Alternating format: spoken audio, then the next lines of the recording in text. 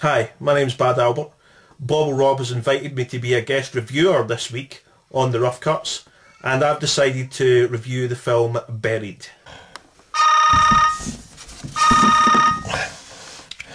Hello?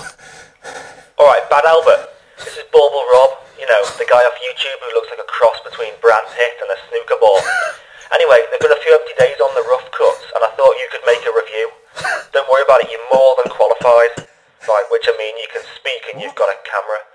Thing is, you've got to make it a good review, otherwise I look like an absolute flaming dickwad for inviting you. And I don't know if you've noticed, but I am the most popular person on the channel, if you don't include people with boobs and nice teeth. My 3D reviews have gone down really well with the two people who've got 3D glasses. Anyway, don't screw it up or I'll inject your entire family with hepatitis. What? Laters! Yeah, I'll try.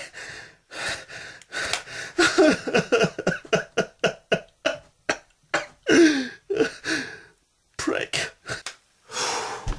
Buried was directed by Rodrigo Cortés and stars Ryan Reynolds, whose previous films include things like Van Wilder, The Proposal and X-Men Origins. He plays a US trucker working in Iraq who has been kidnapped, and the main character awakens in a box. The film opens in darkness and there's a lot of sort of muffled sounds and sort of scraping and grunting and groaning going on, which is quite funny to watch with the subtitles on if you're, you know, looking for a bit of a laugh in this movie, which is about the only one you're going to get, because it is kind of quite intense, really.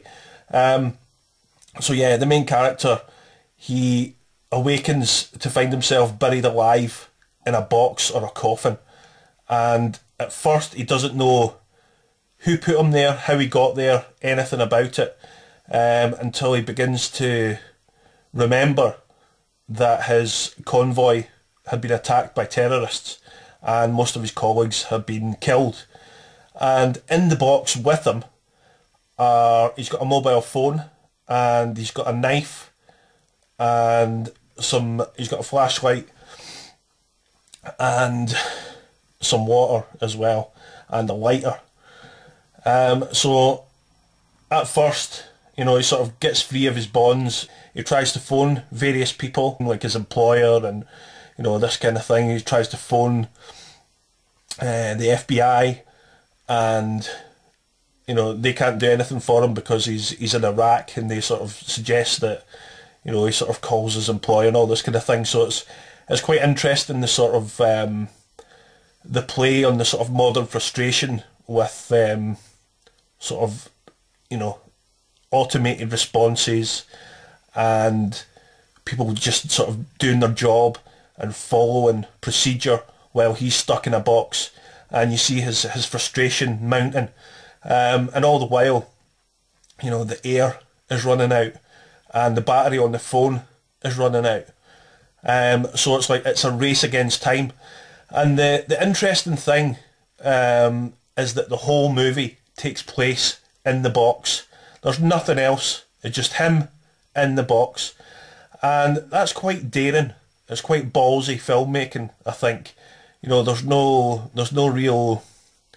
getting away from it. So you're, you know, the audience, you're in the box with him. And of course there's a few sort of twists and turns along the way. The people who've put him in the box phone him on the mobile phone. They want him to make like a hostage video, which at first he refuses to do, and he eventually gets through to a sort of working group who try to help people who've been taken hostage and try to rescue them and all that kind of thing. And that's where it gets really interesting, because the sort of British guy, it's a British guy that he's talking to, who's the sort of head of this sort of force, trying to keep him calm and assure him that they can help him. And, you know, there's been a lot of hostage taken before and a lot of people have died, but he has managed to save one or two people. And the main character asks, name one of the people that you've saved, and he says Mark White. So this guy Mark White is one of the ones that he claims to have saved. And that name, you get to hear about this person at the sort of climax of the film, but I won't give it away. And it's very claustrophobic. A couple of things sort of happen. There's a snake somehow gets into the box, and the only way that he can deal with it is with fire, and he almost manages to sort of set himself on fire, but that's quite a tense moment as well. So it's bad enough that he's stuck in the box, the oxygen's running out, the battery on his phone is running out, he's running out of time, and the snake has to come in as well, as if things weren't getting bad enough. But this is it's an interesting thriller, and you really get quite quickly involved in the plot and what's going on and the plight of the main character.